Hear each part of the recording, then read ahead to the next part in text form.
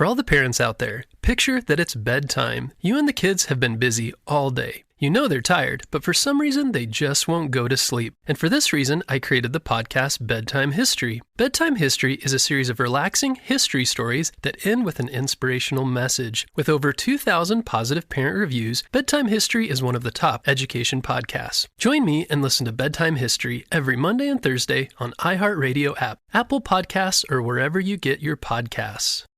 Welcome in, everyone, to Lively Lewis Stories. That's right. We're back with even more awesome adventures with Levi and Ivy. Set your storytime meter to fun and get ready to join the Lively Lewis crew. All you need is your imagination and... off we go! I can't wait to see where our story takes us today. Have you ever wanted to get more Lively Lewis in your life? Well, we've got you covered. Grab an adult and zoom over to livelylewisshop.com. Or just click on the link in our show notes. Enough about that. Let's get to today's super Lively Lewis story. The story you're about to enjoy was inspired by Rosie and Fina. Thank you so much for your amazing idea. Hey friends, this is a continuation of Fina's Fairytale Birthday Party Part 1. So if you haven't heard that story, go back, listen to that, and then come back here. And if you already did, let's get started. Fina, did you have a good time at your birthday party today? Asked Fina's mom as her daughter got ready for bed that night. I know you've been thinking about your argument with Rosie and Ivy a lot, but hopefully you'll be able to work things out tomorrow. I hope you're right, answered Fina, sounding a bit down. As for the party, it was amazing. Thank you so much for everything. Fina then said goodnight and hopped into bed. She lay there for a bit staring at the ceiling and thinking what she would say to Rosie and Ivy if they were in the room with her. Then all of a sudden, something caught her eye. It shimmered in the moonlight that was streaming through Fina's bedroom window and created the most beautiful pattern of colorful shadows on her bedroom wall. Fina, of course, jumped out of bed to see what it was. As she got closer, she could see it was a gemstone. It looked like one of the gemstones from the fairy book she had been reading. In her book, different gemstones represent different things in fairyland and are used sometimes to solve problems. This gemstone was a brilliant purple that seemed to shimmer in pinks and blues as well, depending on how Fina looked at it. "Wow," whispered Fina in amazement. And of course, being a curious child, she couldn't just take a look at the gemstone. She had to pick it up. And when she did, the most remarkable thing happened. Her room began to fill with a light mist that smelled like lilacs and fresh rain. She closed her eyes and felt herself spinning. When she finally stopped, she opened her eyes and found herself in a wonderful, magical fairyland. "It's just what I wished for," Fina said out loud as she looked all around, still holding the purple gemstones in her hand. "Well, we're glad to hear that," said two voices that seemed to be coming from a garden of flowers just behind Fina. Who's there?" said Fina as she turned around and came face to face with Rosie and Ivy, of course, said Fina's two friends together as they stood in the garden. "What are you doing here?" Fina asked. "We should ask you the same thing," answered Ivy. "This was my birthday wish," said Fina. "I wish that I could go to a wonderful, magical fairyland where everyone was happy and everyone was friends. But since you two are here, I guess I only got part of my wish, since it doesn't seem like you two want to be friends anymore." "We don't want to be friends?" said Ivy, sounding upset. "You were the one who totally forgot about the promise you made to me and told Rosie she could have the second pony ride." "The promise she made to you?" Rosie snapped back. "Fina promised that pony ride to me, and it should have been mine." "Oh my goodness, I can't believe you're still mad about that," exclaimed Fina. "You could have had a pony ride, but you left early, and you pretty much ruined my birthday party, and now you're ruining my birthday wish. This fairyland is amazing, and all I want to do is get home because you two are here, and you're making me sad and upset." Fina turned around and started walking up the path in the woods, hoping to find her way back home. As she was walking, she heard Rosie and Ivy running up behind her. At least she thought it was Rosie and Ivy. "Please don't follow me," said Fina, now sounding more sad than upset. "But you're going the wrong way," said one of the voices. "How would you know where to go?" asked Fina through tears. "Because we live here." "You what?" said Fina. She whipped her head around to find herself staring at two teeny tiny fairies, not Rosie and Ivy. Fina was more than a little shocked when she turned around to see two teeny tiny fairies, but looking back on it, she probably shouldn't have been. After all, she was in a wonderful magical fairyland. It would have been odd not to run into a fairy or two. "Who are you?" Fina asked the fairies. "I'm Flitter, and this is my best friend Star. And more importantly, we're here to let you know that you're making a big mistake," said Star. "Yep, if you want to fix your friendship, we know in your heart that's what you want to do. You need to go back the other way," added Flitter. "But that's where Rosie and Ivy are," replied Fina. And then all at once she understood what Flitter and Star wanted her to do. Then she looked down and realized that the purple gemstone was glowing in her hand. "Do you know why this gemstone is glowing? And why it was in my room in the first place?" she asked Flitter and Star, hoping that they would be able to give her an answer. "The purple gemstone is one of the most powerful gemstones of all," began Flitter. "It's the gemstone that represents understanding, forgiveness, and friendship," added Star. "It was in your room and brought you here because you wished for it. It's what you need right now." "Star is absolutely right," said Flitter. "You need to understand what Rosie and Ivy are feeling. You have to forgive them for upsetting you, and you need to put your friendship back together." "It's the only way you can get back home," said Star. "You need to make things right. It's what Rosie and Ivy want too. We just know it." Fina wiped away her tears, knowing that Flitter and Star were right. She thanked them for their help and ran back toward the garden where Rosie and Ivy were sitting, not talking to each other. Fina walked up to them slowly, her face still red from crying. She really hoped they could fix their friendship. "Rosie, Ivy, we need to talk," said Fina. "I don't have anything left to say," said Rosie. "Me either," said Ivy. But the looks on their faces told the real truth. They both looked as if they were ready to cry and were doing everything they could to hold back their tears. Fina knew Flitter and Star were right. Rosie and Ivy wanted to fix their friendship too. She knew she had the power to make it happen. She just needed to remember the wise advice Flitter told her and rely on the power of the purple gemstone. "I thought you were leaving," said Rosie. "I was, but I didn't want to go home without you and Ivy," said Fina. "Well, I guess that's the only thing we can all agree on right now," began Ivy.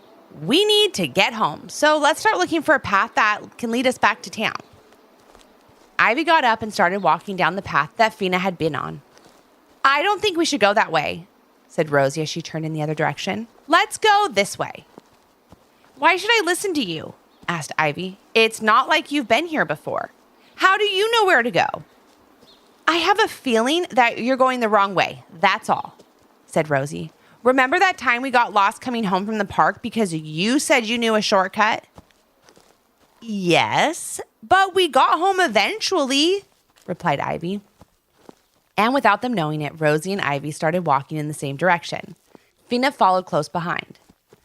"Well, your sense of direction isn't much better," said Ivy to Rosie.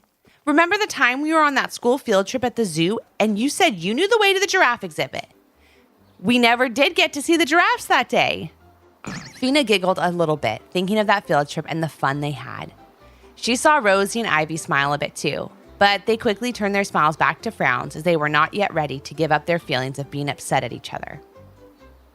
"I guess any direction we walk in is good at this point," said Ivy.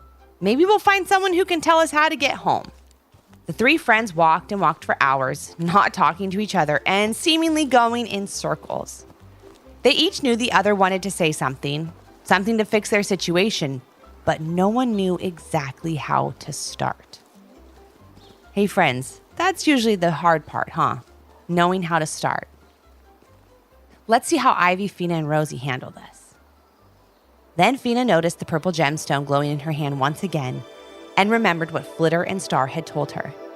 You need to understand what Rosie and Ivy are feeling. You have to forgive them for upsetting you, and you need to put your friendship back together. Fina knew what she had to do. She asked Rosie and Ivy to stop walking and then take a seat by a small brook. I know why I'm here, and I know why you're here, Fina began. It's because we're good friends. But right now, we're not acting like it. I know why I'm here, and I know why you're here, Fina began. It's because we're good friends, but right now we're not acting like it. We need to understand where each of us is coming from, forgive each other, and put our friendship back together.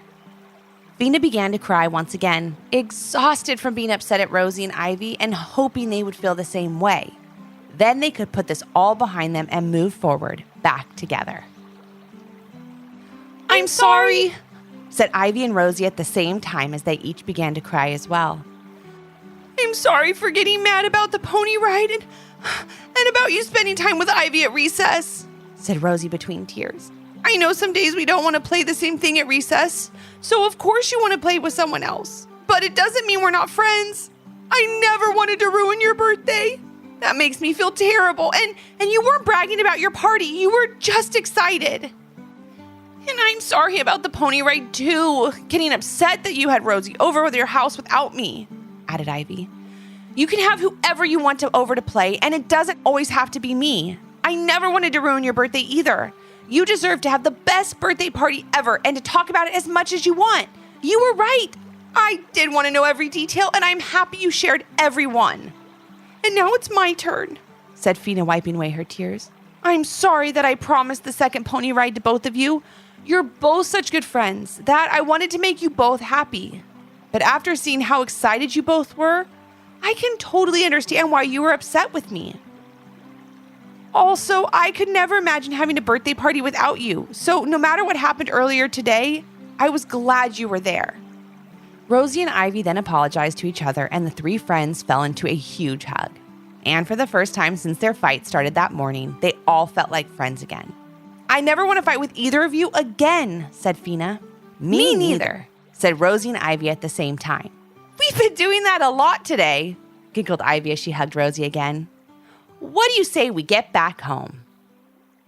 And at that moment, she saw the purple gemstone glowing in her hand once more and heard two tiny voices coming from high up in the tree branches above her head. Rosie and Ivy took one last look around the wonderful, magical fairyland as Fina turned her eyes to the branches above. You did it, Fina, whispered Flitter. I love to see friends work things out, said Star, wiping away a tear. What can I say? I'm emotional. Your friendship is what you needed to get back home, said Flitter, pointing toward a nearby path. If you walk down that path, you'll find a door at the end. Put the gemstone into the carved-out space in the center of the door, and it will open and bring you home. Thank you so much, Flitter and Star, said Fina. I hope to see you again. Maybe another birthday wish will bring you back here, said Star. But hopefully next time you can stay longer and have some fun with your friends here. I hope so too. Thank you again, said Fina with a smile as she walked towards Rosie and Ivy to bring them home. Once the three friends got to the end of the path, Fina placed the gemstone into the carved-out space in the center of the door, and it began to glow. As the light got brighter and brighter, the door swung open. The three friends closed their eyes and began to spin around. When they stopped, they opened their eyes and each found themselves back in their own beds. One by one, they jumped up and ran outside, not surprised at all to see each other. I just had the craziest dream, exclaimed Rosie. Me too, said Ivy. Me too. But it seemed more real than a dream, Fina said, knowing the truth.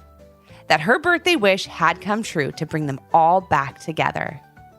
Are we all friends again? Asked Rosie timidly. Absolutely, exclaimed Ivy.